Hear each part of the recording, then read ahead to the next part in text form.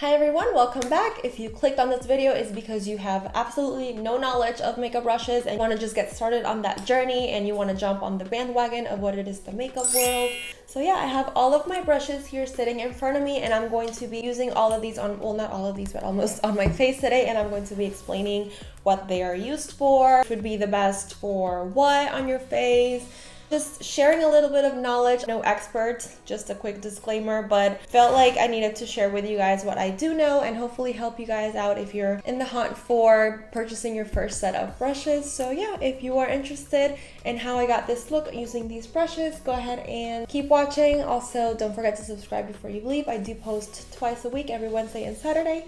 Let's go ahead and get started. Using liquids, you want to use something very dense to keep as much of the product on. This goes as well for like if you want more coverage and so on. So for foundation, you typically would use something like this. This is just like a flat round brush and apply it like you're painting your face just to keep as much of the product on, and then you can just go in with your sponge and just dab it out to make it look a little bit more seamless. If not, you could also go in with a flat top brush. This also works perfectly for when you're trying to buff it into your skin. You don't have to go in with that brush. You can just go in directly with this one because it keeps all of the product condensed in the top here without absorbing it as much. Or you could use a regular little round dense brush like these. So I typically go in with this one because it's a little bit fluffier, so it is going to give me a more like airbrush flawless look. If not, if you want to go for more coverage, you can use something like this, which these are like definitely dense. Just feel it when you go like this. It's just not, the bristles are not going to bend. So this is perfect for foundation as well. This is the Morphe M439, or you could just use a regular blurring foundation brush. The denser your brush is, the more product you're going to apply on your face. So what I like to do, I want to cover everything that's going on my face because I don't know what's going on lately. Just apply it directly on the brush like this, and then just begin kind of dabbing it and swiping at the same time. And this is just going to apply the product on your face, and then I'm going to go back in and just buff it out at the end. So it's kind of like what this one would do, like a painting it, like I said, on your face.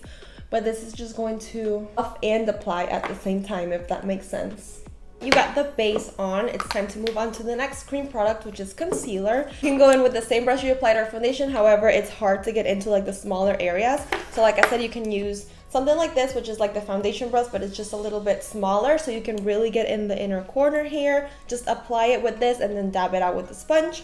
Or I also have this little brush here from LiQWYD, the concealer buffer brush, which is just like this brush that I mentioned, but it's smaller. So it's really gonna help blend out that concealer. This is gonna be really good because it's also very dense. So when you go like this with your finger, the bristles are hard to bend. So that's when you know this is going to be a perfect dense brush for any cream products you wanna apply in smaller areas. So I typically don't like to use this for concealer because I like something a little bit more natural under my eyes because my under eyes do get crepey and crusty. So I just like to use a sponge and blend it out, and it's also easier to blend out, but it's going to take away some of the coverage. So I'm going to show you one side with a brush, one side with a sponge, so you just have an idea. So it's going to take longer, obviously. It's really going to concentrate the product and provide you more coverage. So let's compare with the sponge side. I take the little e.l.f. Camo sponge, and right away you can see that it provides less coverage. It's faster, yes, but you can still see my darkness peeking through here. So if you decide to go with the brush, you just know if you want more coverage, then it's definitely going to be better for your under eyes. Let's go into the setter brush category. So I have this one from Real Techniques.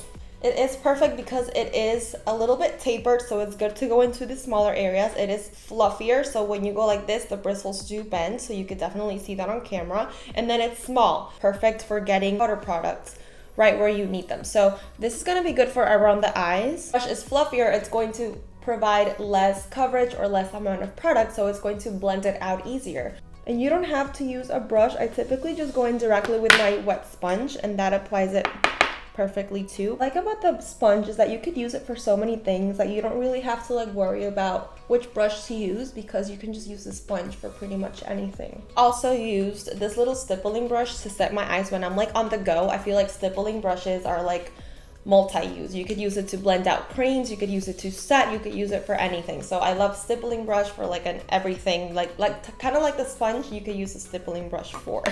Now to set all over the face, you do want to use like a more fluffier, like bigger brush, because you do want to cover more of your face. So this is going to be perfect for that. It's definitely not as dense, it is very bouncy and fluffy, and then the roundness just makes it like look everything a little bit more seamless, and you can cover more of your face at once, so you don't have to like imagine going in like with the rest of your face with this little brush. It's going to take you 10 million years. I'm gonna use my big brush, tap off the excess, and you can just start buffing it into your face, and then it's just gonna be so much faster because of how big the brush is. Okay, let's move on to the blush and bronzer category. I'm gonna be using my Covergirl Trublend So Flushed in the color, oh, it is called So Flushed.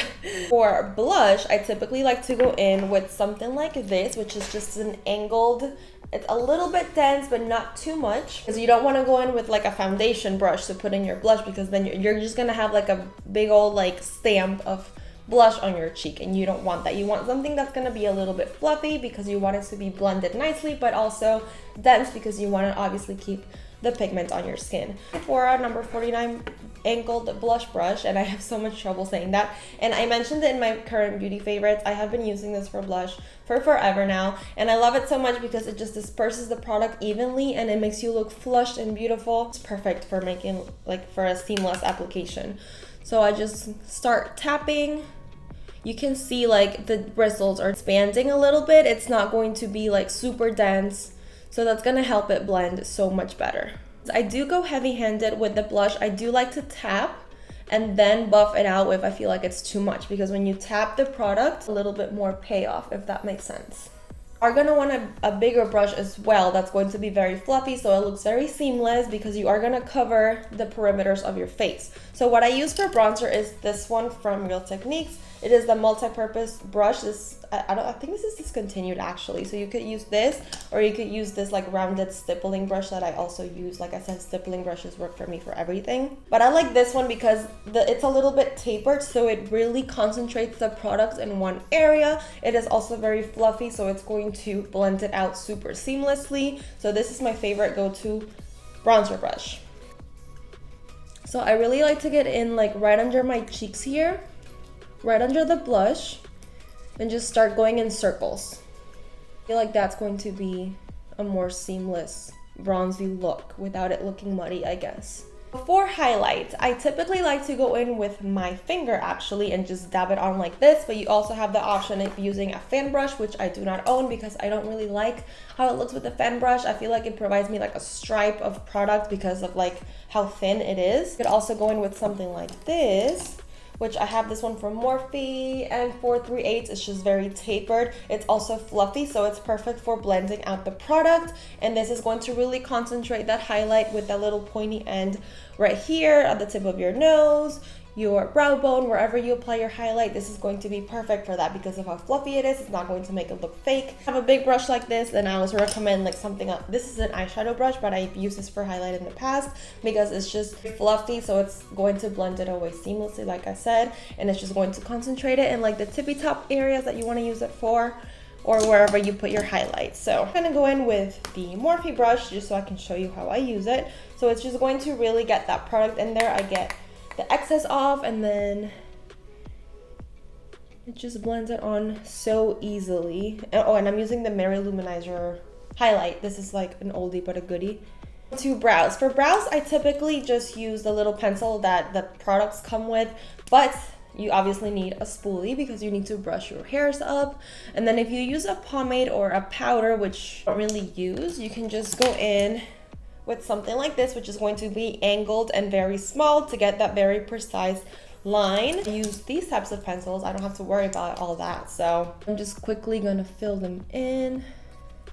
Moving into the part that we all hate and love at the same time, eyeshadow. A million different types of eyeshadow brushes, and you're probably thinking, what do I use for my crease, what do I use for my lid, what do I use for my lower lash line. There's just so many different options, and trust me, I get super confused all the time too. Sometimes I'm even like in the middle of putting my makeup on and I'm like, what do I use? So I do start out always with a crease shade, and that's just going to be the base of the whole eyeshadow look. So for your crease, you typically want to go in with a very fluffy, very bigger than the rest of your brushes, because you want to like just cover this entire area. So because you want to work faster, I guess, the bigger the brush, the faster you're going to be applying that crease shade on. So I'll be using this Carli Bybel palette from BH Cosmetics. I have this forever. I'm gonna go in with this shade first, just to use as my transition.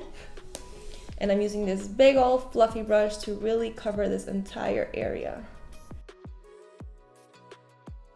Just gonna build the intensity of the outer corner, and then we're just gonna leave the inner corner and lid for last. So for the outer corner, since we're not gonna use a huge brush because we're not gonna apply it to the entire eye, let's go in with something a little bit smaller. Whoa, be a little bit smaller than this one. You can definitely see it's a little bit more tapered as well, so it's going to really concentrate that outer corner right under the socket. It's not going to be as fluffy, so it's going to really keep the product packed on there. Dip into this mauve shade that's right next to that first shade and just start building it up. So I really want to concentrate it out here, blending it into the other shade. Smaller brush, and I'm going to put these side to side so you really see the difference here.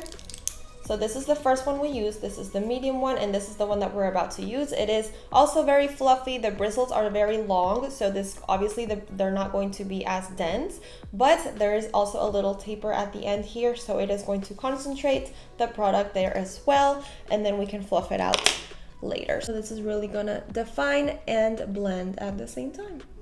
Doing a really great job of getting that product, packing it on, and then blending it as we go. For the lid, you do want to use something a little bit more dense because you really want to concentrate that product there. You don't want to blend it away, because since you're not blending anything, you're just pretty much applying. You want to keep as much of the product on there. Take my little brush, and you see how much color it gets on there. Hopefully you can see it on camera. Start tapping, and it's going to provide so much color because you're just packing it on there. If you were to go in your lid with one of these fluffy brushes, it would just, thing would come off on your lid. So the fact that you use a flat packing or shader brush, which is what everyone else calls it, so much easier to apply the pigment. I wet my brush. I have this Morphe continuous setting spray, and I'm just gonna grab some of this color up here. You can see the difference. Whoa. Do you see that difference? Wow. With something a little bit more precise, kind of like this, also use like a little like flat shader brush as well. This is super dense, so it's really going to concentrate the product. So either or, these both work because this is just like a small little area, so you don't want to get like a super huge fluffy brush to apply that highlight there. So I'm going to take the lightest color in the palette, and this is also going to be flat and dense, so it's not going to blend it away, and I'm just going to tap it on here. I'm gonna bring it in quite a lot so it can really brighten up the eye. Now for the lower lash line, you want to use something kind of like this because you want to pack on the color. You don't really want to blend it away, so this is perfect for really getting like very precise on the lower lash line. So you see how easy that was packed on there because this is not going to blend away any of the shadow. It's just going to pack. I'm gonna apply this real quick, my Maybelline Sky High. I'm just gonna use my Believe Beauty Velvet Matte Liquid Lipstick. I hate that I can't take this like stuff that they put on there off. This is the completed look. I really hope you understood my explanation of the brushes that I personally use. I hope that I could help you gain a little bit of knowledge on how to use them and which ones to purchase. But yeah, if you enjoyed these types of videos, don't forget to give me a big thumbs up. Don't forget to subscribe before you leave for 2 new videos every single week. Thank you so much for being here today, and I will see you on my next one. Bye!